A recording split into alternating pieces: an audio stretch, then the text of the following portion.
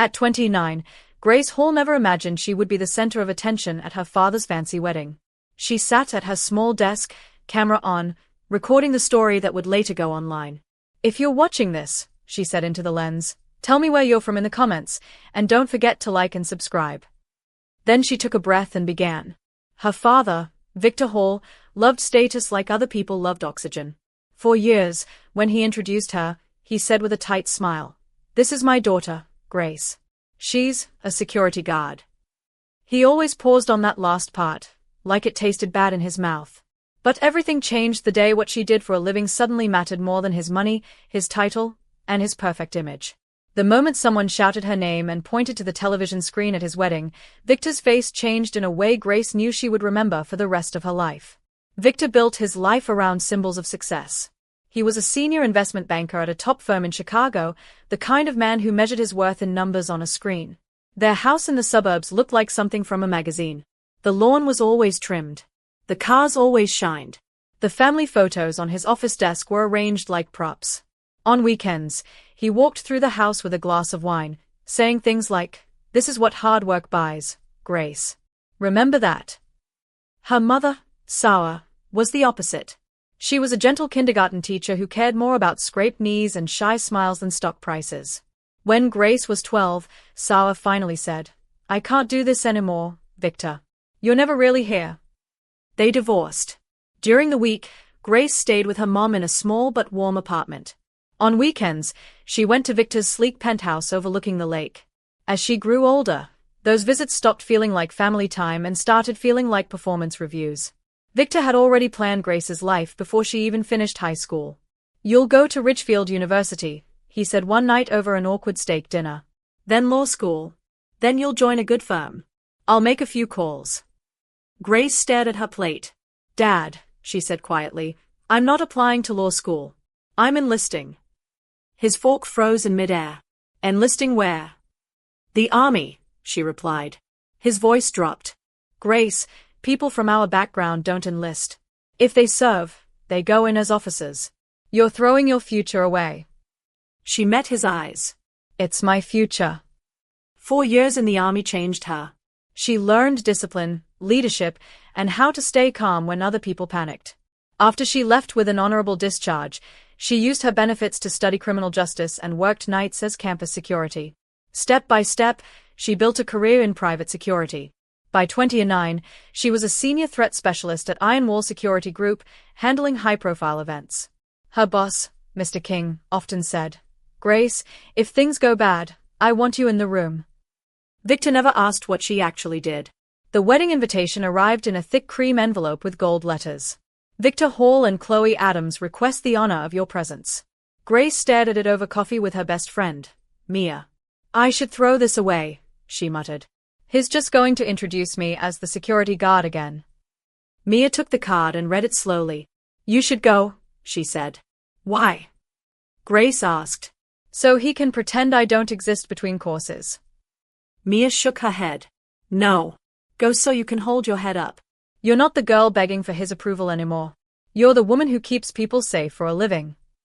Later, they went shopping for something to wear. After hours of trying on dresses, Mia pointed at a simple navy blue one. "This. Elegant, but not trying too hard." Grace looked in the mirror. For a moment, she saw herself clearly, a strong woman, not a disappointment. That night, she called her mom. "I'm thinking of going," she said. Sarah sighed softly. "If you go, go for you, not for him. His failure to see you doesn't erase your worth." Grace packed her bag with those words in her heart. The Silver Shore Resort looked exactly like the kind of place Victor would choose. Huge glass windows, white tents on perfect lawns, and staff who moved like dancers. Grace stepped out of the taxi, smoothed her dress, and told herself, in and out. Be polite. Breathe. Inside the busy lobby, she heard his voice before she saw him. "Grace," Victor called, walking over with Chloe on his arm. Both looked polished and expensive.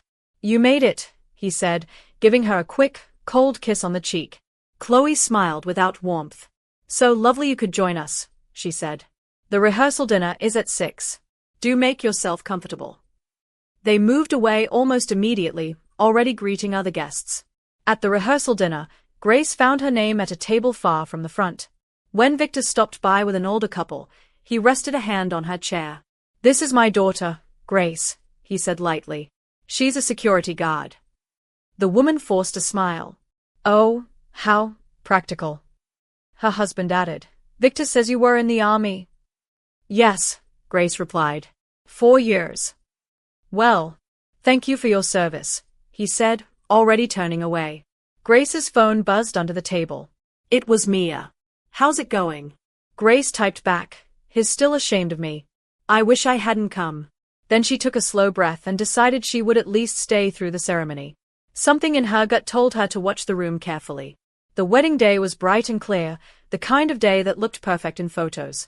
Grace woke up early, walked along the beach, and tried to calm the tight feeling in her chest. "Just smile, clap, and leave," she murmured to herself. By 3:30, she slipped quietly into a back row of the ceremony area, far from the front. Guests laughed and took pictures. Staff moved between tables, adjusting flowers and glasses. Out of habit, Grace scanned the room the way she always did at work. One caterer caught her eye. His jacket was a little too big. His shoes didn't match the uniform. He didn't move like someone used to serving people, he moved like someone checking exits. She watched as he whispered to 2 other staff members who had the same hard, alert eyes. "That's wrong," she thought. When he disappeared through a side door, Grace stood up. "You're off duty," she told herself. But her feet carried her toward the service entrance anyway. In the corridor behind the ballroom, she saw him slip into a storage room. A minute later, he came out with the other 2, speaking in low, fast voices. Her heartbeat changed. Something was about to go very wrong. Grace pulled out her phone and stepped to the side. She called the local police. "My name is Grace Hall," she said. "I'm a senior security specialist with Iron Wall Security Group. I believe there's an armed robbery about to happen at the Silver Shore Resort ballroom." Her voice was calm, even though her hands shook. She gave descriptions, locations, and told them to approach quietly. Next, she found the resort security office. A guard frowned as she walked in.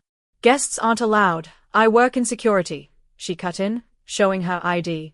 "You have 7 to 10 minutes before this turns into a nightmare. I need your head of security." A tall man with tired eyes stepped forward. "I'm Mark," he said. "What's this about?" In short, clear sentences, Grace explained. He listened, then nodded. "All right," he said. "We'll position our people at the exits." Back in the ballroom, the ceremony music grew louder.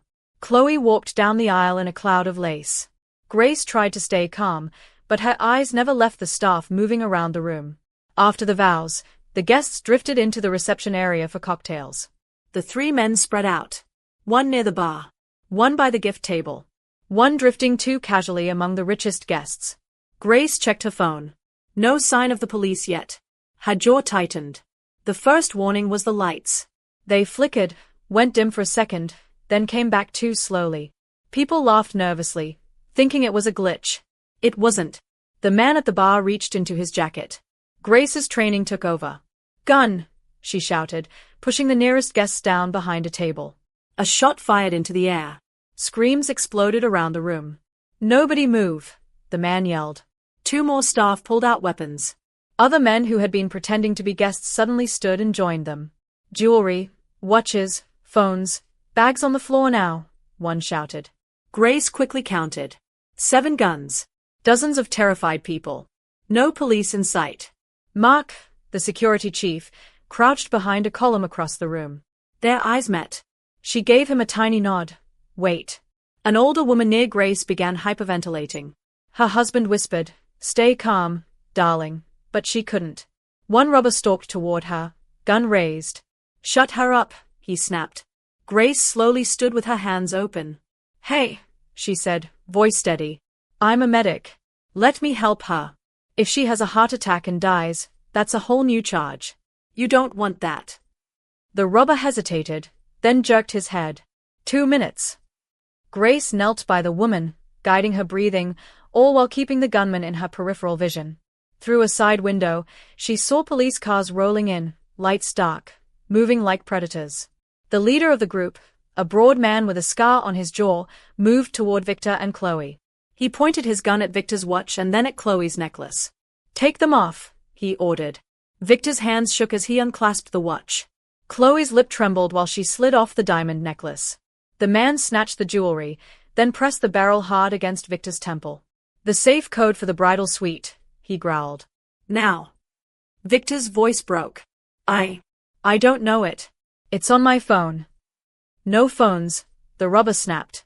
He pushed the gun closer. Grace felt something in her snap. She rose from behind the table. "I know where the codes are," she called. The leader swung toward her. "And who are you?" he demanded. "Security," she said. "I work here. I know your best way out and where the money is." "You're wasting time." His eyes narrowed. He swaggered toward her, hooked by greed. "You," he sneered. "You don't look like security." "That's kind of the point," she replied quietly. When he came close enough, Grace moved. In one clean motion, she grabbed his wrist, twisted his arm, slammed her elbow into his chest, and ripped the gun from his hand. He gasped, stumbling. A second robber fired. Pain tore through Grace's upper arm like fire, but she held on, dragging the leader in front of her as a shield. "Now!" she shouted. Mark's security team burst from their hiding spots at the same moment plainclothes officers slipped in from the corridor. The room exploded with shouting. 2 robbers threw their guns down and dropped to their knees. Another tried to run. One bolted toward the kitchen, seizing a young waiter and jamming a gun against his head. "Back off," he screamed. "Or I'll shoot." An officer grabbed the leader from Grace. She pressed her hand against her bleeding arm and ran after the man anyway. The kitchen was loud with clattering pans and terrified staff. Near the loading dock, Grace found the robber and the shaking waiter. She raised her uninjured hand slowly. "Listen," she said. "It's over. Police have the building. Right now, you're looking at armed robbery. If you pull that trigger, it becomes attempted murder. That means a lot more years in a cell." He breathed hard, eyes wild. "I don't care," he spat, but the gun wobbled. Grace kept talking, her voice low and firm. "You do care. You're hesitating. Put the gun down and walk out alive." His arm dipped for half a second. It was enough.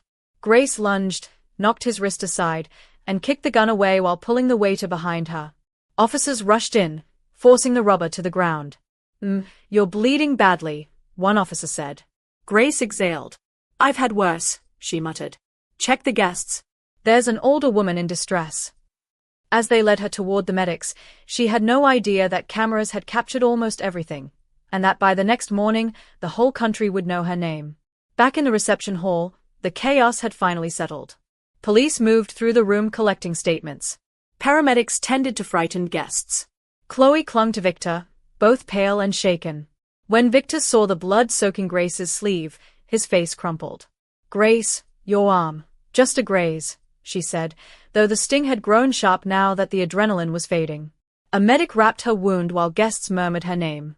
The police captain approached. "Miss Hall," he said, "if you hadn't acted when you did, this could have ended in mass casualties. You saved a lot of lives today." Grace nodded quietly. "I'm just trained to respond." The captain wasn't having it. "You did far more than that." As the reception was now officially a crime scene, the wedding dissolved in a strange mix of confusion and gratitude.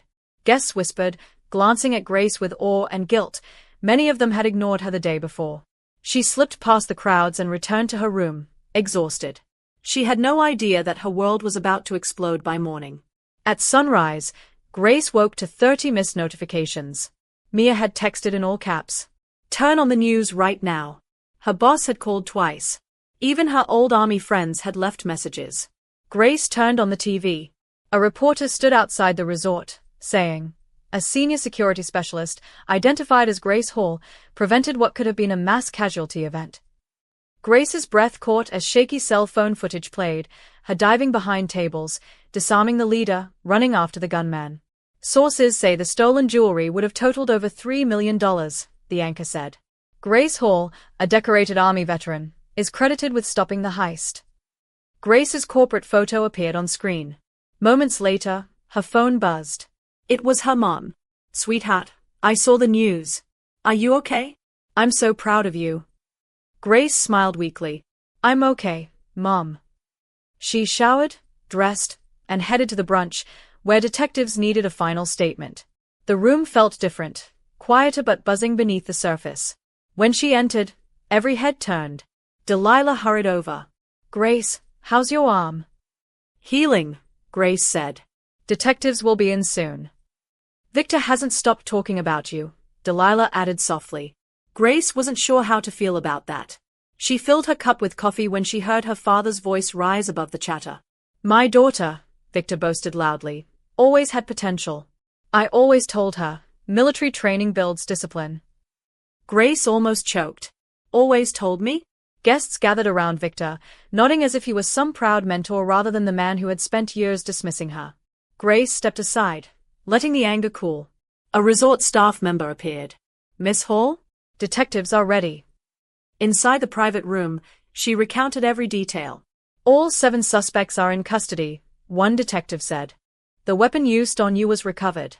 And there's talk of a civilian bravery commendation." Grace waved it off. "I did what needed to be done." When she left the room, she planned to slip out quietly, but Victor called her name loudly. "There she is," he shouted. "The hero of the hour." He wrapped an arm around her shoulder. Grace tensed. Before she could answer, someone turned up the television at the bar.